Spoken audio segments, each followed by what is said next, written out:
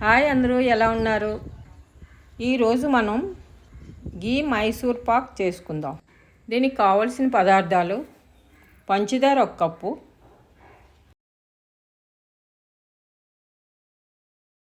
1 cup శనగపిండి, 1 cup నెయ్యి వేడి చేసుకొని ఉంచుకోవాలి. నేను 2 కప్పులతో చేస్తున్నాను. పంచదారలోని 1/4 కప్పు వాటర్ వేసుకొని పొయ్యి మీద పెట్టుకోవాలి. ఈ శనగపిండిని కొద్దిగా సిమ్లో పెట్టుకొని దోరగా వేగించుకోవాలి. సిమ్లోనే వేగించండి. అలా కలుపుతూ ఉంటే కొద్దిగా పచ్చివాసన పోతుంది. కొద్దిగా వేగిన తర్వాత ఒక గిన్నెలోకి జల్లించేసుకోండి, ఉండలు లేకుండానే. శనగపిండిని పచ్చివాసన లేకుండా వేగించుకోండి, లేకపోతే పచ్చివాసన వస్తుంది. మళ్ళీ అదే కళాయిలోని శనగపిండిని వేసి 1/2 కప్పు నెయ్యి వేసుకొని కలుపుకోవాలి. అలా ఉండలు లేకుండా నెయ్యి వేసుకొని కలుపుకుంటే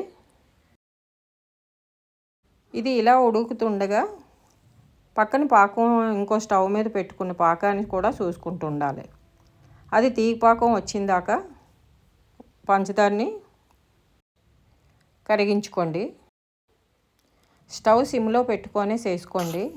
ఇది అలా కలుపుతూ ఉంటే పంచదార కూడా తీగపాకం వచ్చిన తర్వాత తీగపాకం చూసుకోండి. ఇలా పట్టుకుంటే తీగలాగా వస్తుంది.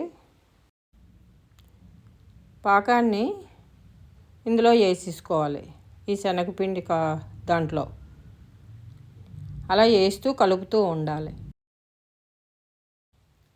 ఇది సిమ్లో ఉంటుండగా అలా కలుపుతూ ఉండండి. పక్కనే నెయ్యి కూడా వేడి చేసుకుంటూ ఉండాలి. ఆ వేడి నెయ్యి వేస్తూ ఉంటే పొంగుతుంది, బాగుంటుంది కూడా మైసూర్ పాక్. ఇది అలా ఉడుకుతుండగా 2 స్పూన్లు నెయ్యి వేస్తూ ఉండాలి. ఆ వేడి నెయ్యి అలా వేస్తూ ఉండాలి, 2 స్పూన్లు. ఆ నెయ్యి మళ్ళీ పీల్చేసాక మళ్ళీ 2 స్పూన్లు వేస్తూ ఉండాలి. చూసారా, నెయ్యి వేసేటప్పుడు కొద్దిసేపు అయ్యేటప్పటికి ఆ నెయ్యి అంతా పీల్చేసుకుంటుంది. మీకు కావాలంటే నెయ్యి బదులు కొద్దిగా నూనె కూడా కలుపుకొని చేసుకోవచ్చు. అంతా నెయ్యి లేకపోయినా కొద్దిగా నూనె కూడా వేసుకోవచ్చు. అలా నెయ్యి పీల్చేస్తూ ఉండగా అలా కలుపుతూ ఉండాలి. కలపడం మాత్రం ఆపకూడదు. లాస్ట్లో పాకం ఉడుకుతుంది అనుకునేటప్పటికి నెయ్యి లాస్ట్దంతా వేసేసుకొని అలా చూసారా, కళాయి కంటకంటే అలా కలుపుతూ ఉంటే ఇంకా లాస్ట్ పాకం వచ్చేసినట్టుగా. నెయ్యి అంతా పీల్చేసిన తర్వాత